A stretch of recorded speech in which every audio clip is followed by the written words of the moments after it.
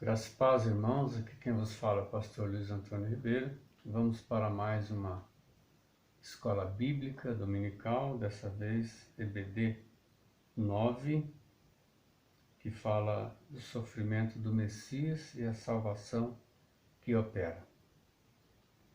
Muito bem. O autor ele deixa aqui como texto áureo Isaías 53, 4 e 5.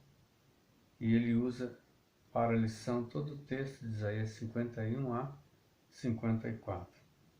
E o texto áureo diz assim: verdadeiramente ele tomou sobre si as nossas enfermidades e as nossas dores levou sobre si, e nós o reputávamos por aflito, ferido de Deus e oprimido. Mas ele foi ferido por nossas transgressões e moído por causa das nossas iniquidades. O castigo que nos traz a paz estava sobre ele, e pelas suas pisaduras fomos sarados. Então o autor usa o texto áureo para iniciarmos a lição, apontando para a teologia do sacrifício, né? Mas veremos aí o contexto geral nos capítulos 51 a 54, né? Mostrando gradativamente a esperança messiânica até chegar na glória restabelecida, na verdade, que nos leva à plenitude da paz. Vamos agradecer a Deus. Senhor nosso Deus, maravilhoso Pai Celestial, obrigado por mais uma escola bíblica dominical, Senhor, a melhor escola, Pai, que poderíamos estudar. Obrigado, Deus, porque é uma escola que nos fortalece, a Deus, que nos deixa moralmente, Pai, correto, espiritualmente forte, ó Deus, que nos faz olhar para o autor e consumador da nossa fé. Obrigado, Deus, abençoa todos aqueles que compartilham conosco esta lição e que nós, ó Pai, depois de estudarmos, possamos no dia a dia aplicar na nossa vida, Deus, para crescer um pouquinho mais. Assim nós te agradecemos em nome de Jesus. Amém. Muito bem, amados irmãos. Vejamos então a expectativa messiânica e como ela é anunciada. Então, cada vez de forma mais clara e inequívoca, o escritor ele vai desenvolvendo, né, a expectativa messiânica, né? E ele fala que é uma realidade no Velho Testamento, devido ao profetismo bíblico falado pelo profeta Isaías, né? E agora, então, a ênfase está na expectativa messiânica propriamente dita, né? E primeiro ele fala dessa expectativa exercida pelo rei persa, o rei Ciro. Por quê? Porque o rei Ciro, embora não era um judeu, não fazia parte de judaísmo nenhum, o rei Ciro foi um homem que Deus deu a dádiva da bondade. Ele acabou se tornando uma prefiguração de Jesus. Por quê? Porque ele trabalhou para salvar um povo ali também. Embora Deus já tinha pré-estabelecido 70 anos do cativeiro, e ele pega particularmente no final do cativeiro, ele teve um papel interessante. Porque senão, imagina se esse povo termina o cativeiro e ia para onde? Foi o Ciro que trabalhou toda a logística de fazer com que aquele povo voltasse para Jerusalém, os remanescentes, né? E voltasse com segurança. Então ele se aliou a Neemias, a Zorobabel, e deu todo o auxílio para eles. Inclusive ele perguntou: o que vocês vão precisar para voltar e reconstruir a nação de vocês? E aí então ele ajudou com tudo na reconstrução, inclusive de Jerusalém, né? Dos muros, né? Tudo aquilo o rei Ciro ajudou. Então ele fica aí com essa prefiguração messiânica também, né? E o autor deixa aqui Isaías 51, 3 e 4, que diz: porque o Senhor consolará Sião, consolará todos os seus lugares destruídos, e fará o seu deserto como Éden e a sua solidão como o jardim do Senhor. nela haverá prazer e alegria, ação de graças e som de cântico. Então, vê que é uma promessa de mudança, né? Aquele que estava destruído seria então reconstruído. E o verso 4: Atendei-me, povo meu, nação minha, inclinai os ouvidos para mim, porque a lei sairá de mim, e estabelecerei a minha justiça como luz dos povos.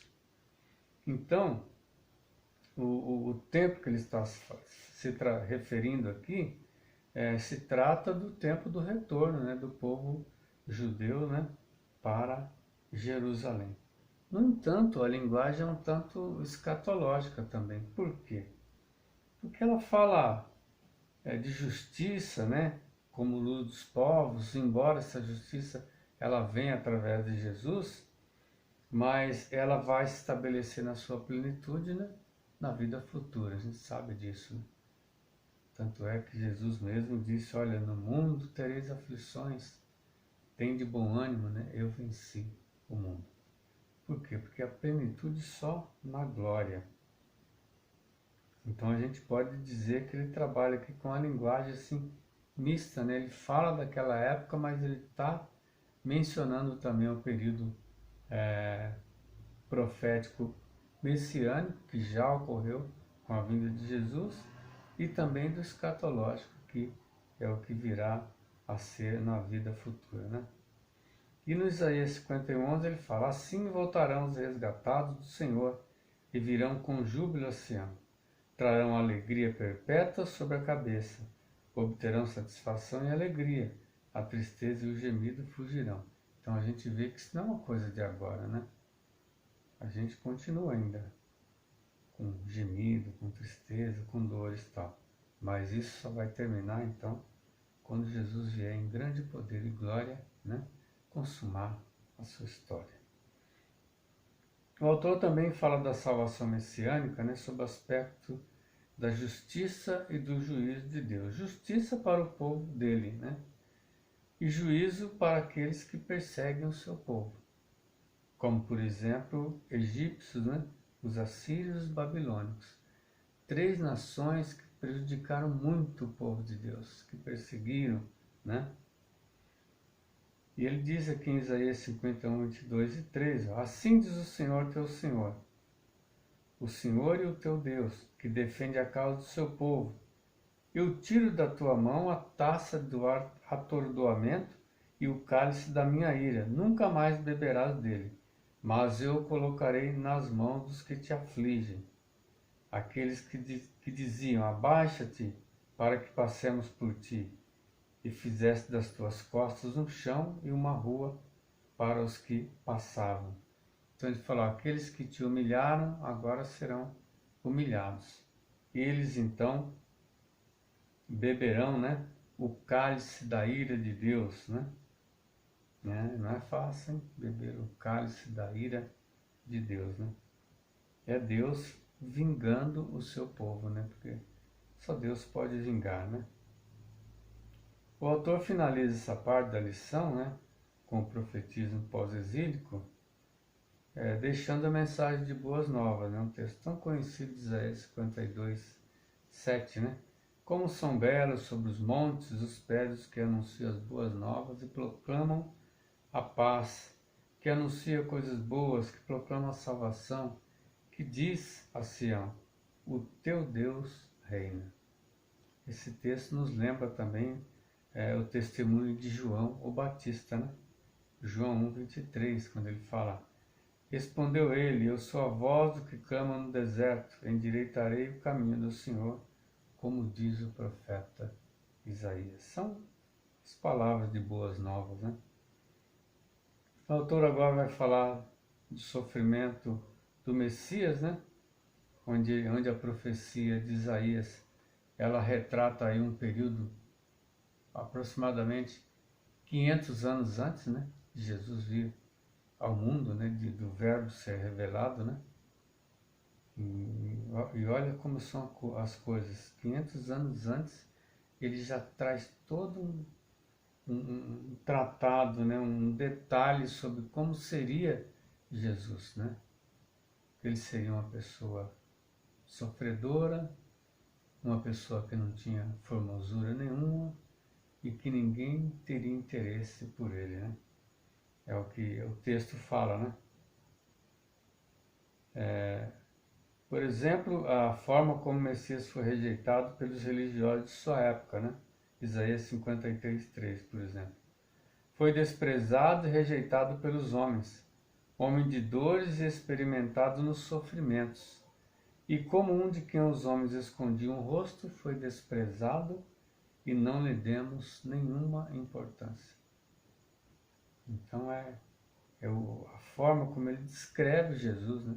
Cerca de 500 anos antes, e foi o que aconteceu, né?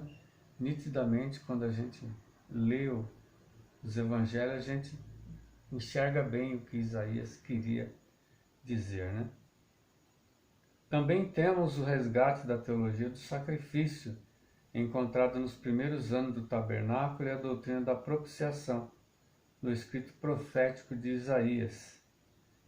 É consumada na expectativa messiânica, conforme Isaías 53:5.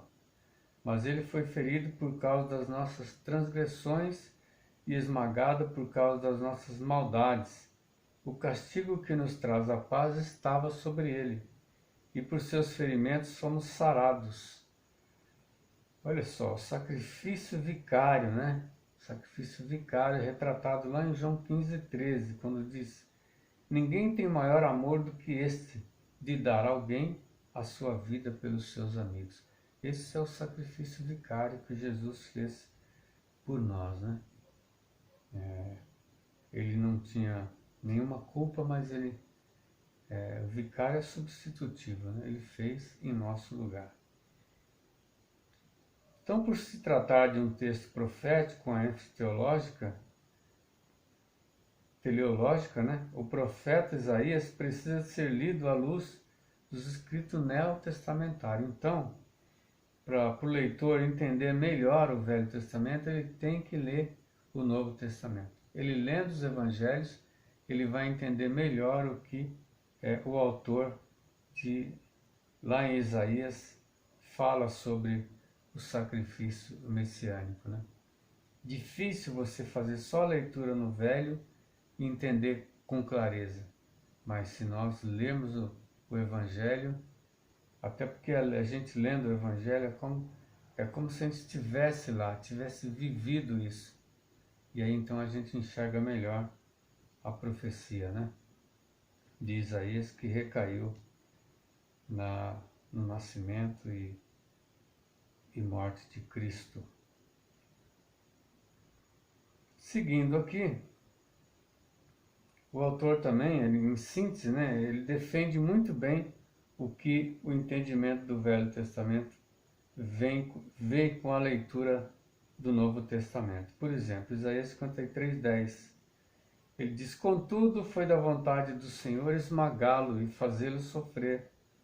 Apesar de ter sido dado como oferta pelo pecado, ele verá a sua posteridade, prolongará os seus dias e a vontade do Senhor prosperará nas suas mãos. Então isso foi exatamente o que aconteceu com Jesus, né? Agora imagina ver um texto desse, ler um texto desse e não ver o recaimento disso no Novo. Fica uma coisa difícil para entender, né? Mas como a gente vê o Novo Testamento, fica muitíssimo claro o que o autor quis dizer, né? E aqui a última parte ele fala sobre a glória de Jerusalém, né, que seria restabelecida. A mensagem que Jerusalém viverá novamente dias de glória, né, está presente não apenas em Isaías, mas também no profetismo tardio encontrado no pós-exílio, né, do cativeiro babilônico, né? Que na verdade, quando você vive 70 anos no cativeiro, o retorno para sua casa, para sua pátria, é uma salvação propriamente dita, né? É uma coisa estupenda, né? Comparando com uma serviência ali a um estrangeiro, a um pagão, né? Agora você voltar para casa, né? Sião mais uma vez será exaltada, conforme Isaías 54, 2. Amplia o lugar da tua tenda e estendam-se as cortinas das tuas habitações. Outra profecia que não se refere só àquela época, né? Mas ao período de Cristo e ao nosso tempo também, né? O alcance dessa promessa não estaria restrito à cidade de Jerusalém, mas também alcança a projeção de Jerusalém celestial, como? Com a vinda de Jesus, né? Todo filho de Deus, né? Toda pessoa para se tornar filho de Deus tinha o quê? Que aceitar Jesus como seu Senhor e Salvador. Os gentios, sim, mas os judeus também. Então, por isso que ele fala em alargar a tenda, né? Já não era só o povo hebreu, entrou o gentio também, né? Aumentando a família de Deus em Cristo Jesus, né? Aumentando a família, né? O alcance dessa promessa não está restrito à cidade de Jerusalém, mas também alcança uma projeção de Jerusalém celestial, a igreja de Deus que seria estabelecida com o advento do Messias, que será glorificada numa dimensão apocalíptica, escatológica, conforme Apocalipse 21, 27, que diz: nela não entrará coisa alguma impura, nem o que pratica abominação ou mentira, mas somente os inscritos no livro da vida do Cordeiro. Livro da vida do Cordeiro, olha só. Então, os inscritos no livro da vida do Cordeiro são todos aqueles que aceitaram Jesus como Senhor e Salvador de suas vidas. É o que a gente chama da salvação universal, né? Já não é mais o povo hebreu, né? O povo de Abraão. O povo de Abraão somos todos nós que aceitamos Jesus como Senhor e Salvador de nossas vidas. A glória de Jerusalém será percebida pelo perfeito conhecimento do Senhor, e plenitude de paz será vivida pelos filhos de Deus. Aqui também se refere à escatologia, né? A uma vida futura. Olha só a redação de Isaías 54, 13 aqui. E todos os teus filhos serão ensinados pelo Senhor, e a paz de teus filhos será plena. Olha, paz plena só no céu, né? Só no céu. Então, irmãos, nós também fazemos parte da ampliação da tenda mencionada pelo profeta Isaías.